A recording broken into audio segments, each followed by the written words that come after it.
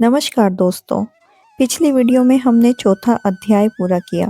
आज की वीडियो में हम चाणक्य नीति के 5वें अध्याय को शुरू कर रहे हैं। ब्राह्मण, क्षत्रिय और वैश्य आदि के लिए अग्नि गुरु के समान आदरणीय है। चारों वर्णों में ब्राह्मण सबसे अधिक श्रेष्ठ और आदरणीय है। स्त्रियों के लिए पति ही गुरु है और घर में आया हुआ अतिथि सभी के लिए आदर सत्कार के योग्य माना गया है। मनुष्य के स्वास्थ्य और पर्यावरण के सुधार के लिए हवन यज्ञ आदि करना आवश्यक माना गया है। ब्राह्मण को पूजनीय इसलिए माना गया है क्योंकि वह सभी वर्णों को विद्या देते हैं। स्त्री के लिए पति ही उसका आदरणीय गुरु होता है क्योंकि वही उसका भरण पोषण करता है और उसे सन्मार्ग पर ले जाने में सहायता करता है। घर में आए हुए अतिथि का आदर सत्कार सभी लोगों को करना चाहिए क्योंकि वह बहुत थोड़ी देर के लिए किसी के घर आता है। अतिथि देवो भव, ऐसा शास्त्र में वचन भी है। जिस प्रकार सोने की परीक्षा चारों प्रकार से की जाती है, उस कसौटी पर घिसा जाता है, काट कर देखा जाता है, तपाया जाता है और कूट कर भी जांच की जाती है, उसी प्रकार मनुष्य कितना श्रेष्ठ है उसकी पहचान इन चार बातों से होती है। चाणक्य के अनुसार इन चारों प्रकार से की गई परीक्षा में स्वयं को सही सिद्ध करने वाला व्यक्ति ही खरा है। उसकी सज्जनता, उसका चरित्र, उसके गुण और उसका आचार व्यवहार उसके खरेपन की पुष्टि करता है। आगे चाणक्य कहते हैं, संकट प्रत्येक मनुष्य पर आते हैं, परंतु बुद्धिमान व्यक्तियों को संकट और आपत्तियों से तभी डर लगना चाहिए जब तक वे सिर पर ना आ जाएं। संकट और दुख आने पर तो व्यक्ति को अपनी पूरी शक्ति से उन्हें दूर करने का प्रयत्न करना चाहिए। एक ही माता के पेट और एक ही नक्षत्र से उत्पन्न हुआ बालक गुण, कर्म और स्वभाव से एक समान नहीं होते। जैसे बेर, वृक्ष के सभी फल और उनके कांटे भी एक जैसे नहीं होते, उनमें अंतर होता है। चाणक्य ने बेर और कांटों की उपमा एक विशेष विचार से दी है। एक ही बेर के वृक्ष पर लगे सभी फल मीठे नहीं होते। बेर के वृक्ष पर कांटे भी होते हैं, परंतु वे कांटे भी एक जैसे कठोर नहीं होते। इसी प्रकार यह आवश्यक नहीं है कि एक ही माता पिता के और एक ही नक्षत्र में पैदा होने वाले बच्चे गुण, कर्म और स्वभाव से एक जैसे हो। उनके भाग्य तथा उनकी रुचियां भी एक जैसी नहीं होती। माता पिता के एक होने पर भी प्रारब्ध और परिस्थिति का अंतर तो होता ही है। आगे चाणक्य कहते हैं, कोई भी अधिकारी लोभ रहित नहीं होता। श्रृंगार प्रेमी को काम वासना की अधिकता होती है। जो व्यक्ति चतुर नहीं है वह मधुर भाषी भी नहीं हो सकता तथा साफ बातें कहने वाला व्यक्ति कभी धोखेबाज नहीं होता। प्राय यह देखा जाता है कि जिस व्यक्ति में बड़ा बनने की लालसा होती है वह अधिकार प्राप्त करना चाहता है। जो अपने शरीर को अच्छे वस्त्रों और खुशबू आदि से सजाता है उसमें काम वासना की अधिकता होती है। मूर्ख और फूहड़ व्यक्ति मधुरभाषी नहीं होते। जो व्यक्ति साफ बातें कहता है अर्थात स्पष्ट बात रखता है वह किसी को धोखा नहीं देता, निर्दोष ही सच बोल सकता है। आगे चाणक्य कहते हैं, मूर्ख विद्वानों से वैर भाव रखते हैं। दरिद्र और निर्धन धनवानों को अपना शत्रु समझते हैं। वैश्याएं कुलीन स्त्रियों से द्वेष भाव रखती है और विधवा स्त्री सुहागनों को अपना शत्रु मानती है। यह संसार का नियम है कि विपरीत परिस्थिति वाले लोग एक दूसरे को अपना शत्रु समझते हैं। चाहिए तो यह है कि मूर्ख पंडितों का आदर करे जिससे उसे भी कुछ लाभ हो, परंतु वह उनका सम्मान करने के बजाय उनसे दुश्मनी रखते हैं। निर्धन और आलसी लोग मानते हैं कि धनी व्यक्ति दूसरे को लूट खसोट कर धनवान होता है, परंतु उन्हें यह ज्ञान नहीं होता कि उन व्यक्ति को धन एकत्रित करने में कितना परिश्रम लगा है। इतना ही नहीं, उसे संभाल कर रखने के लिए भी एक विशेष प्रकार के धैर्य की आवश्यकता होती है।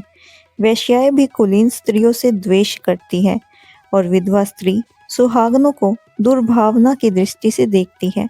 संकेत है कि अयोग्य और अभावग्रस्त ही द्वेष करते हैं। आगे आचार्य कहते हैं, आलस के कारण विद्या नष्ट हो जाती है। दूसरों के हाथों में गई हुई स्त्री नष्ट हो जाती है। कम बीज डालने से खेत बेकार हो जाता है और सेनापति के मारे जाने पर सेना नष्ट हो जाती है। इसका भाव यह है कि विद्या की प्राप्ति और उसकी वृद्धि के लिए व्यक्ति को आलस का त्याग कर देना चाहिए। आलसी किसी गुण को प्राप्त नहीं कर सकते। दूसरों के पास जाने वाली स्त्री का धर्म भी नष्ट हो जाता है, अर्थात किसी दूसरे के अधिकार में जाने पर स्त्री का सतीत्व कामयाब नहीं होता। यदि खेत में बीज बोते समय कंजूसी की जाए और बीज कम डाले जाएंगे तो अच्छी फसल नहीं हो सकेगी। सेना का बल सेनापति पर ही स्थिर रहता है। जब सेनापति मारा जाता है तो सेना का हार जाना स्वाभाविक ही हो जाता है। आगे चाणक्य कहते हैं, विद्या की प्राप्ति निरंतर अभ्यास से होती है। अभ्यास से ही विद्या फलवती होती है। उत्तम गुण और स्वभाव से ही कुल का गौरव और यश स्थिर रहता है। श्रेष्ठ पुरुष की पहचान सद्गुणों से होती है। मनुष्य की आंखें देखकर क्रोध का ज्ञान हो जाता है। जिन व्यक्तियों को उत्तम विद्या प्राप्त करनी है वे निरंतर अभ्यास करते रहें। यदि वे बार बार अभ्यास न करें तो विद्या की प्राप्ति असंभव हो जाती है। किसी कुल का स्थिर होना, उसका यश फैलना, उसकी प्रसिद्ध होना, गौरव की दृष्टि से देखा जाना आदि उसके उत्तम गुण, कर्म और स्वभाव के कारण ही होते हैं। यदि गुण, कर्म और स्वभाव श्रेष्ठ नहीं होंगे तो कुल का गौरव नहीं बढ़ सकेगा। इसी प्रकार श्रेष्ठ व्यक्ति की पहचान उसके अच्छे कर्मों से होती है। किसी व्यक्ति के क्रोध हो जाने का ज्ञान उसकी आंखों को देखकर लगाया जा सकता है, क्योंकि क्रोध के कारण व्यक्ति की आंखें लाल हो जाती हैं। आगे आचार्य कहते हैं, धन से धर्म की रक्षा की जाती है। विद्या को योग के द्वारा बचाया जा सकता है। मधुरता के कारण राजा को बचाया जा सकता है और अच्छी स्त्री घर की रक्षक होती है। धर्म की रक्षा के लिए धन की आवश्यकता होती है। धर्म कर्म भी धन के द्वारा ही संपन्न हो सकते हैं। दूसरों का उपकार करना, दान देना, मंदिर आदि का निर्माण आदि कार्य भी धर्म माने जाते हैं। विद्या को स्थिर रखने के लिए चतुरता पूर्वक उसका अभ्यास करने की आवश्यकता होती है। इसीलिए कहा गया है कि विद्या योगेन रक्षते। राजा की रक्षा उसके मधुर व्यवहार के कारण ही होती है। यदि शासक क्रूर हो जाए तो प्रजा विद्रोही हो सकती है। इसीलिए राजा का कर्तव्य है कि वह मधुर और उदार व्यवहार से अपने राज्य को नष्ट होने से बचाता रहे। राजा को अपनी प्रजा के प्रति व्यवहार दयालुता पूर्ण होना चाहिए। जब तक स्त्रियों को अपने सतीत्व का ध्यान रहता है, उनके मन में अपने परिवार की प्रतिष्ठा सर्वोप्रिय रहती है, तब तक घर बचा रहता है। अर्थात परिवार नष्ट नहीं होता, परंतु जब वह अपने शील और सतीत्व का परित्याग कर देती है तो घर नष्ट हो जाता है। आगे आचार्य कहते हैं, विद्वान व्यक्ति के पंडित्व की निंदा करने वाले, शास्त्रों द्वारा कहे गए श्रेष्ठ आचरण को व्यर्थ बताने वाले, धीर, गंभीर और शांत रहने वाले व्यक्ति को ढोंगी और पाखंडी बताने वाले लोग हमेशा दुख उठाते हैं। इस पर निंदा रूप कार्य का कोई लाभ नहीं होता। बहुत से लोग अपने स्वभाव के कारण विद्वान पंडितों की विद्वता को व्यर्थ बताते हैं, उनकी निंदा करते हैं। शास्त्रों में बताए गए नियमों के अनुसार आचरण करने वाले व्यक्तियों को भी व्यर्थ का आचरण करने वाले बताते हैं। विद्वानों को ढोंगी और शास्त्रों में लिखी गई बातों को व्यर्थ बताते हैं। ऐसा करते हुए वे विद्वानों के शास्त्रों की सार्थकता का निराकार नहीं कर पाते, अपितु लाभ से वंचित हो जाते हैं जो उन्हें मिल सकता था। शांत और चुपचाप रहने वालों की चुप्पी को मूर्ख की भाषा में कमजोर ही माना जाता है। विद्वान, श्रेष्ठ आचरण करने वाले, धीर, गंभीर और शुद्ध व्यक्ति की निंदा से कुछ भी हासिल नहीं होता, बल्कि निंदा करने वाला व्यक्ति सदैव दुखी रहता है। आगे आचार्य कहते हैं, दान देने से दरिद्रता नष्ट होती है, अच्छे आचरण करने से कष्ट दूर होते हैं, मनुष्य की दुर्गति समाप्त होती है, बुद्धि से अज्ञानता नष्ट होती है, अर्थात मूर्खता नष्ट होती है और ईश्वर की भक्ति से भय दूर होता है। आचार्य चाणक्य कहते हैं कि दान देने से दरिद्रता नष्ट हो जाती है। अनेक शास्त्रों में संतों ने भी कहा है कि दान दिए धन ना घटे। यदि मन के साथ इसे जोड़ा जाए तो यह कथन और भी स्पष्ट हो जाता है, क्योंकि धनी भी मन से दरिद्र हो सकता है और निर्धन भी श्रीमान। व्यक्ति अच्छे गुणों, नर्म व्यवहार और शीतलता के कारण अपने कष्ट दूर करता है, क्योंकि सभी व्यक्ति सद्गुणी और सुशील व्यक्तियों को आगे बढ़ाने की इच्छा रखते हैं। प्रभु सबकी सहायता करने वाला है। जो व्यक्ति नित्य नियम से ईश्वर की प्रार्थना करते हैं वे सदैव दुर्गुणों से बचे रहते हैं। उन्हें ना तो किसी व्यक्ति से डरने की आवश्यकता होती है और ना ही वे संकट आने पर भयभीत होते हैं। आगे आचार्य कहते हैं, काम वासना के समान कोई रोग नहीं, मोह से बढ़कर कोई शत्रु नहीं, क्रोध जैसी कोई आग नहीं और ज्ञान से बढ़कर इस संसार में सुख देने वाली कोई वस्तु नहीं। अधिक काम वासना से लिप्त रहने वाला व्यक्ति शक्तिहीन होकर अनेक प्रकार के रोगों से घिर जाता है। व्यक्ति का क्रोध उसके लिए आग का काम करता है, उसका अपना क्रोध उसे जला डालता है। ज्ञान से बढ़कर इस संसार में सुख देने वाली कोई वस्तु नहीं है। जो व्यक्ति बुद्धि और विवेक से कार्य करता है वह सदा सुखी रहता है। मोह को सबसे बड़ा शत्रु बताया गया है। मोह का अर्थ होता है अविवेक। यह बुद्धि को नष्ट कर देता है। आगे आचार्य कहते हैं, जिस प्रकार मनुष्य अकेले ही जन्म लेता है उसी प्रकार अकेले ही उसे पाप और पुण्य का फल भी भोगना पड़ता है। अकेले ही अनेक प्रकार के कष्ट भोगने पड़ते हैं, अर्थात अकेले ही उसे नरक भी उठाना पड़ता है और अकेले ही वह मोक्ष को प्राप्त हो जाता है। मनुष्य के जन्म और मृत्यु के चक्र में उसका कोई साथ नहीं देता। जब वह जन्म लेता है तब भी वह अकेला होता है, जब उसकी मृत्यु होती है तब भी वह अकेला होता है। अतः बार बार जन्म लेने और मरने के चक्र में मनुष्य को अकेले ही भागीदारी करनी पड़ती है।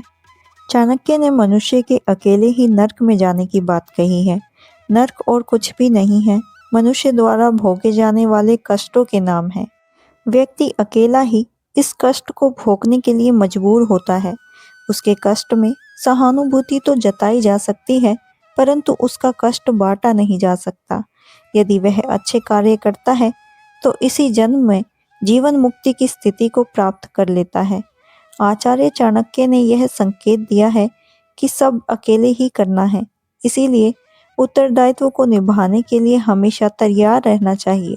दूसरों की ओर नहीं देखना चाहिए। दूसरों का सहारा लेने की आदत से मुक्ति हो, यही श्रेयस्कर है। आगे आचार्य कहते हैं, जिसे ब्रह्म ज्ञान हो उसके लिए स्वर्ग तिनके के समान अर्थात तुच्छ है।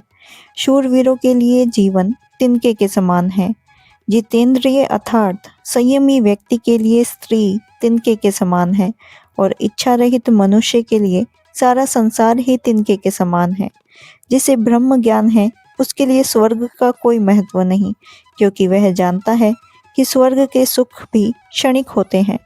शूरवीर व्यक्ति जीवन की बलि देने में नहीं डरता। उसके लिए अपना जीवन एक तिनके के समान है।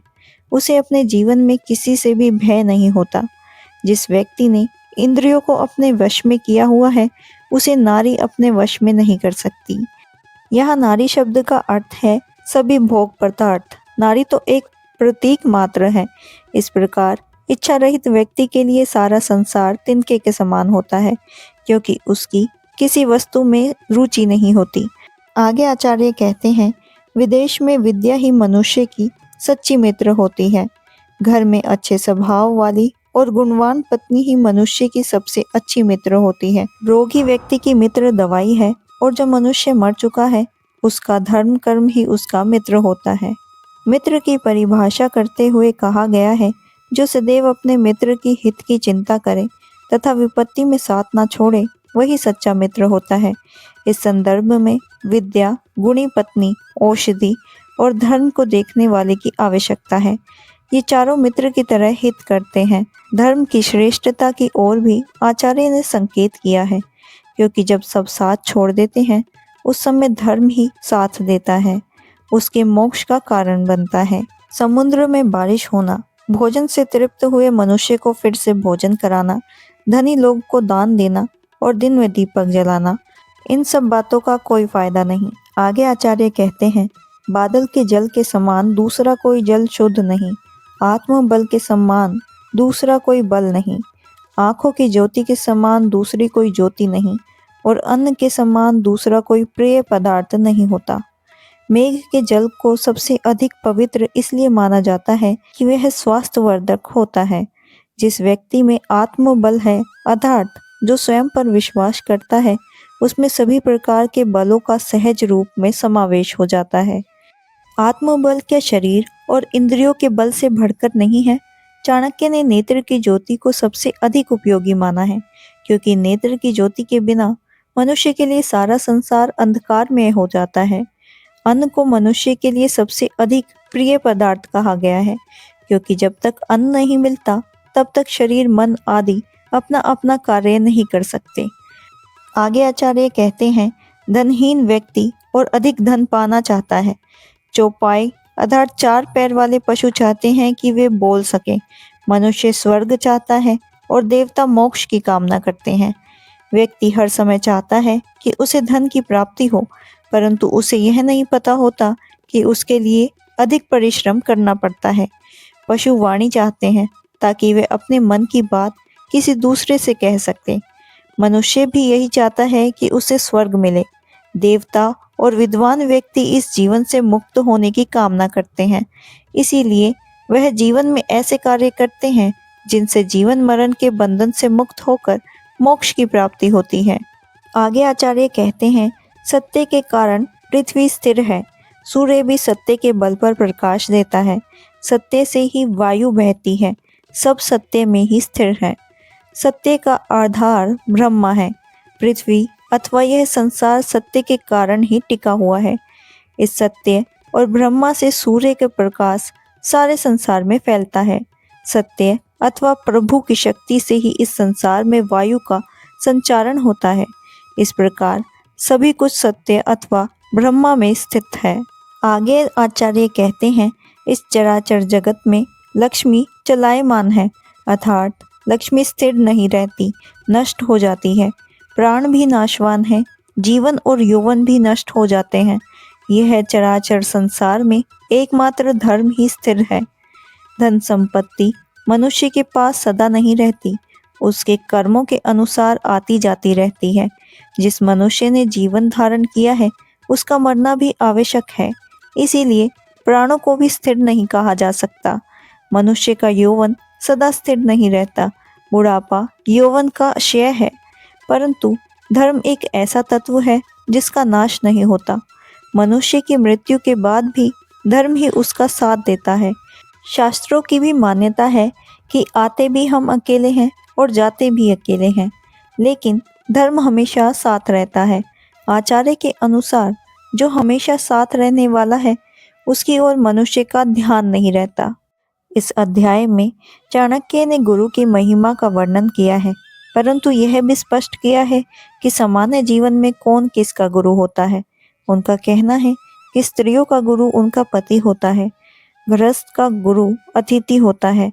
जिस प्रकार सोने को कसौटी पर घीसकर आग में तपाकर उसकी शुद्धता की परख होती है, उसी प्रकार मनुष्य अपने अच्छे कर्मों और गुणों से पहचाना जाता है और प्रतिकूल परिस्थितियों में भी यही निखारा जाता है। चाणक्य कहते हैं कि मनुष्य के जीवन को भयभीत होने की आवश्यकता नहीं है, उसे निडर होकर कार्य करना चाहिए। यदि किसी भय की आशंका हो तो घबराना नहीं चाहिए, बल्कि संकट आने पर उसका डटकर मुकाबला करना चाहिए।